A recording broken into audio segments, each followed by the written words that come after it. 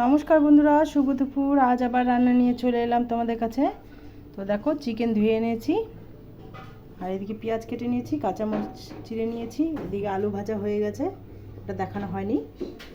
আর এই যে মশলা করে নিয়েছি, রসুন, শুকনো মরিচ আর আদা বেটে নিয়েছি। তো রান্নাটা করছি, সঙ্গে থাকো, দেখো। ভাজার তেলেই প্রথমে আমি মাংসটা একটু আজকে ফ্রাই করে নেব, তার জন্য মাংসটা দিয়ে দিচ্ছি।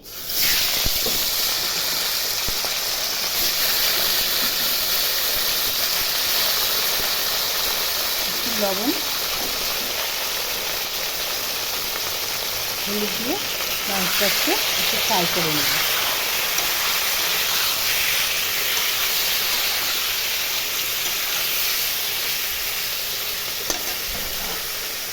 দেখো বন্ধুরা, মাংসের পিসগুলো আমার ভাজা হয়ে গেছে।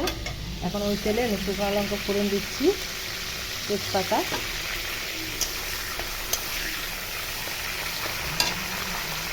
একটু জিরা, এলাচ দিয়ে দিলাম।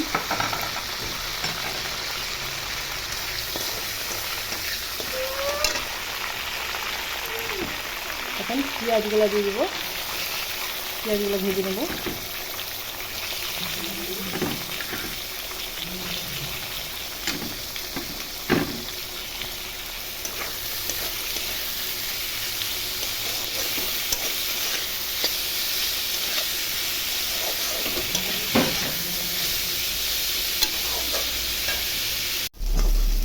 দেখো বন্ধুরা, পেঁয়াজটা আমি ভেজে নিলাম, হালকা ব্রাউন করা হয়ে গেছে। এখন মশলাটা আমি দিয়ে দিচ্ছি।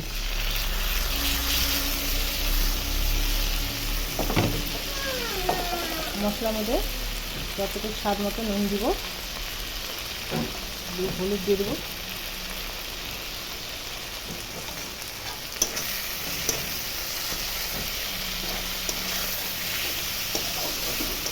মশলার সঙ্গে ভালো করে কষিয়ে নিচ্ছি। মশলাটা এখন ভালো করে কষিয়ে নিচ্ছি। দেখো বন্ধুরা, মশলাটা আমি ভালো করে কষিয়ে নিয়েছি। এখন আমি মাংসটা দিব, ভাজা মাংসটা দেওয়ার পরে আরও কিছুক্ষণ একটু কষিয়ে নেব।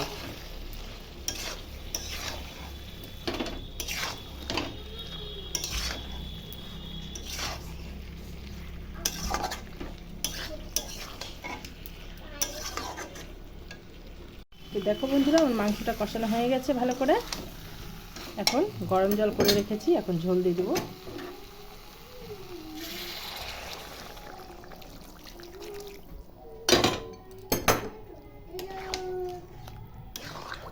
ঝোলটা ফুটে আসুক, ততক্ষণ একটু গরম মশলা বেজে নিচ্ছি, তাহলে আমার মাংসটা তৈরি হয়ে যাবে বন্ধুরা।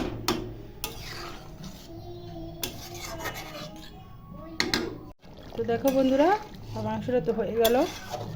আর ঝোল শুকাবো না, এতটুকু ঝোল রাখবো, ভাত দিয়ে খেতে হবে তো। তো এই যে গরম মশলা বেটে নিয়েছি, দারচিনি, এলাচ, লং এর মধ্যে দিয়ে দিচ্ছি।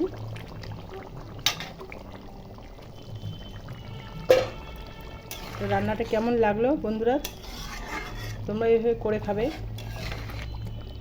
ভালো লাগবে। আজকের মতো এটাই, টাটা বন্ধুরা।